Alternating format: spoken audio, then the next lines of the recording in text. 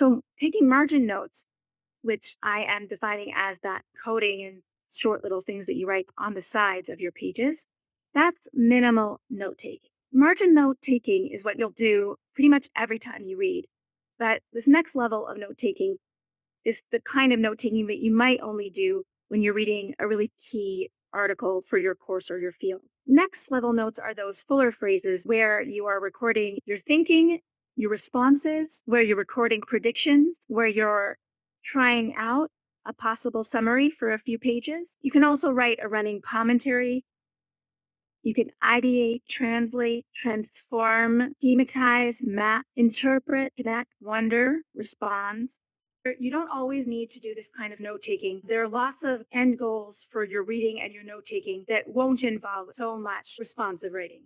Sometimes, and for some people, taking extensive notes can actually be a form of distraction or even procrastination. But you'll want to take notes like this when you're reading a text you know you're going to write about, or when maybe you're reviewing a text in order to produce your own writing. Or you'll want to take notes like this when you're reading something particularly dense and significant. In general, whether you want to take notes like this or not will depend on how you plan to use the reading and your notes later on for later purposes. When you've taken substantive notes, then you may find that those notes become a good start on a first draft. You can take a picture with your camera of handwritten notes and use OCR to transfer to whatever computer programs or iPad or tablet programs that you're using. At that point, all you need to do is figure out which of those notes are relevant to the thing that you want to write about, select those notes out, and then start cutting and pasting and moving them around to put them in an order. Provide transitions, and there you go. You may have a first draft right there. You can do all or some of these things in a separate reading notebook or on a separate document on a split page window, or just using the comment function in your PDF program. You can also take great off-book notes visually, like this.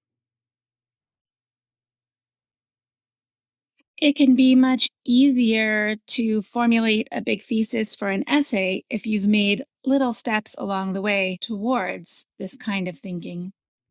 So I'm going to call that principle number 10. Principle number 10 is take conceptual notes sometimes. Okay, so actually, that's a really big goal. In fact, the next few principles are all going to be about different ways to take conceptual notes, including summary notes, tracking and charting, personal responsive notes, and other kinds of ideas. When it comes to taking conceptual notes, you might be following instructions from professors who've told you to look for the main argument in a reading. That's good advice, but it can sometimes lead students to try to summarize a reading a little too early in the reading or in the reading process. What the professor may be neglecting to explain is that the argument of an article or a book may not actually make itself apparent until you've read around that article, until you've read several articles in the unit, or until you've done some extra thinking so that you're ready to think about all the parts and how they come together. Often your real understanding of what the argument is won't really coalesce for you until you've done a little bit of writing, testing it out in your own notes.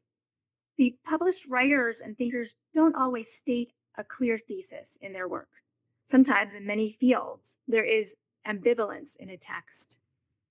A good thesis is something that actually needs to be unpacked.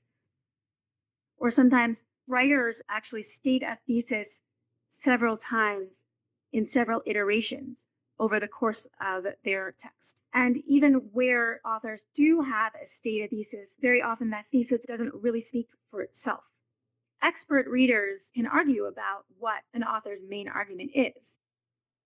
It's also not always the purpose of a piece of writing to make an argument. Sometimes the purpose of a piece of writing is to help readers ask certain kinds of questions, but not to definitively give an answer. It's possible that not even the author knows exactly how the argument finds its own closure. So instead of what's the argument, we're going to encourage readers to think about what troubles the author. The advantage of thinking about what troubles the author rather than what is the main argument is that it's a less clearly defined step. ask what's troubling the author when you think that your text has a kind of core ambivalence or ambiguity, when, in other words, there seems to really be a good reason that the argument seems slippery. Thinking about what troubles this author can break away into questions like, what is driving this research? What is the unvoiced question that this author is really answering? What answers does the author seem to find unacceptable? Even when you're given a assignment that clearly asks you to find the main argument, asking yourself what troubles the author will usually lead you to a good response to what is the main argument. It's a more helpfully guiding form of the same question. And that brings us right to principle. Number 11. Sometimes take summary notes. Though it may be unhelpful to try to summarize the main argument in your notes, at least early on, there are other kinds of summary notes that can be really useful when you're taking notes. For example, here's a sample page from a note-taking system called the Cornell system. You'll see a big section that's a space for notes that you're taking on certain pages. In the Cornell system, you put the page number right at the side of the page. And that's actually a really good tip that you should bring to any system that you use. Always write down the page number if you're taking off-book notes, if you haven't been keeping track of it along the way. It can be a really tedious job to do at the very end. So you're going to write your page numbers on one side, and next to the page number, you're going to write your comments or your note about what you're going to find here or there. And at the very bottom, there's a saved space for a summary. So if there are defined sections in your reading, you can stop at every section and try to write a little summary, or you can also just choose that you're going to stop every 4 pages or so and try to write down what it is you remember about those 4 pages.